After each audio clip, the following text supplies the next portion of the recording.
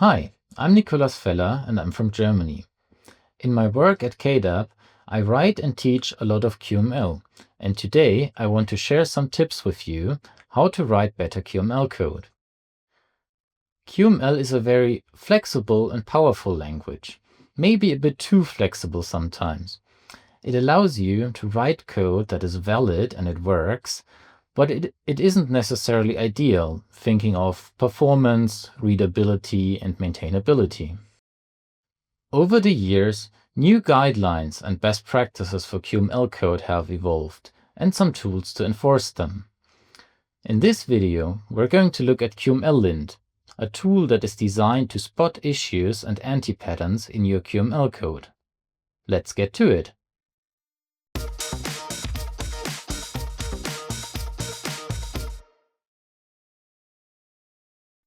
Alright, in order to show you how you can end up with bad QML code, I prepared a little program. It has a list view with some names in it.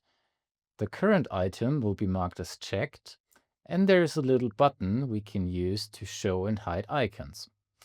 What the program does isn't too exciting. What matters is the code. Our root window has a column layout inside that has two items, a button and a list view.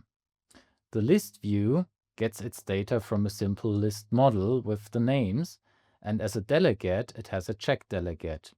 The delegate then shows the name from the model, and when we click on it, the current index of the list view is set. On our root object, we also have a property show icons that the list view uses to determine whether or not to show icons. And when we click the button, this property is flipped. As you can already tell, my editor isn't too happy about the code. A bunch of the lines are underlined in red.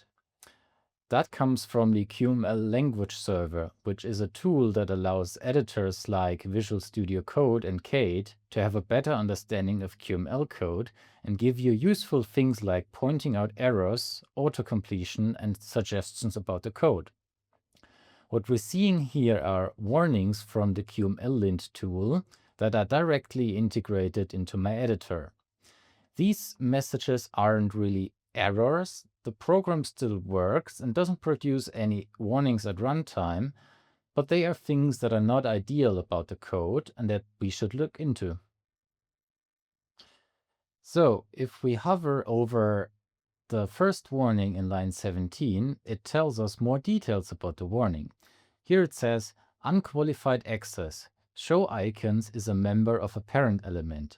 You can qualify the access with its ID to avoid this warning. So what does this mean?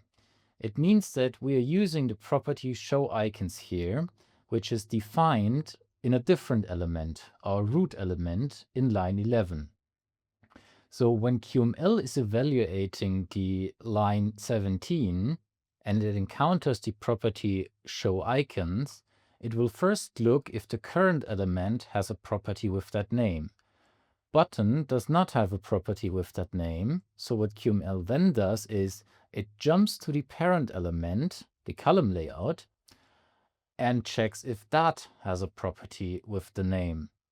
Column layout also doesn't have a property called show icons, so once again QML will jump to the parent element and look if there's a property with that name there. Now we actually have that property here, so that's what QML is going to use in this expression. So if this works, what is the problem then? Why is it giving us a warning? So not only is this repeated walking up the parent chain quite inefficient and makes our program slower, it also makes our code very not readable. In this case, it's not too bad since where the property is defined and where it's used are close enough together. But imagine if there was a lot of more code in between, or if the property was, instead of being defined in QML, was defined in the C++ implementation of Window, it would very much not be obvious where the property we are referring to is actually defined, which makes our code harder to read. That's not all though. Now imagine we're making some changes to our code to add a feature or refactor the code a bit, and we decide to add a property with the name show icons to our button. Now the expression for the text refers to a different property with that name because it comes first in this hierarchy of parent lookups. That's still valid code, but it's not the same behavior anymore. And when we try our program,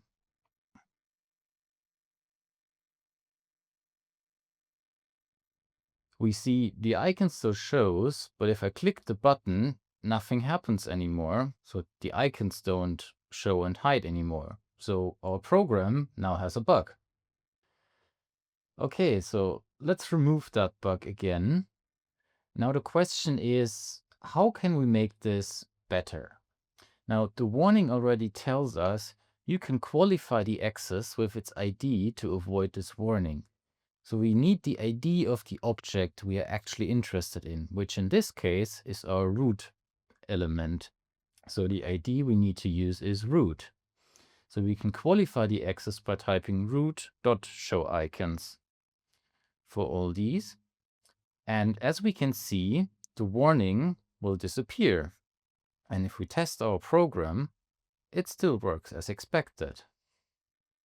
And even when we introduce the line back that originally broke our program and we test it again, it's still working. By qualifying the property access, we have made our code more robust, more readable because it's clearer which property the expression refers to, and also a little bit faster because the QML engine doesn't need to do extra work. So what's next? We have another warning from qmllint in line 38. If we hover over that, it tells us unqualified access. Model is implicitly injected into this delegate. Add a required property instead. So here we are accessing data from our model, in this case the name role. And what we want to do here is on our delegate, add a new property with the name of the role we want to fetch, in this case name. We know that name is going to be a string, so we can specify that as a property type, and we mark it as required. So when the list view now instantiates a delegate, it will automatically fill this property with the data from the model. And because it is marked as required, that means if we mistype and try to access data that doesn't exist, we will get an error about it. And now to use that property, in the next line, we just need to directly refer to it as if it was any normal property, and it will work. In the next line, we have a very similar problem. Again, we have a warning from qmllint. And if we hover over it, it says unqualified access. Index is implicitly injected into this delegate. Add a required property instead. So what is happening here is that this index variable is magically filled by the list view. That's very much not obvious, is it? So what we should do in this case is add another required property. This time it's an integer with the name index, and again it's magically filled by the list view. It doesn't correspond to any model role, it's just something that is built into list view. And by doing that, the warning in this line goes away, and our code becomes a little bit more clear and readable. So, are we done yet? Not quite, I'm afraid. There's still some more warnings. Like the one in line 43, where it tells us unqualified access. Show icon is a member of a parent element. Wait, we know that one, right? We need to qualify the property access with an ID. In this case, it's once again going to be root. So we just write root dot. Problem solved, and warning goes away. Oh, wait, no, there's a different warning now. Unqualified access. Set Pragma component behavior bound in order to use IDs from outer components in nested components. So what does that mean? So something that we need to understand here that isn't really obvious is when we declare a delegate for our list view, we are implicitly declaring a component. And anytime the list view instantiates its delegate, it's making an instance of that component. So what the warning is telling us is that here, when we are using this ID, we are using an ID that is defined outside of that component, all the way on the top here. This is something that works okay in this case, but referring to an ID outside of the current component is not something that always works in all cases. In order to fix this, we need to make a change to our program. So all the way on the top, we're gonna add an additional line that says Pragma component behavior bound. What does that do? The Pragma statement changes the behavior of QML for the rest of this file.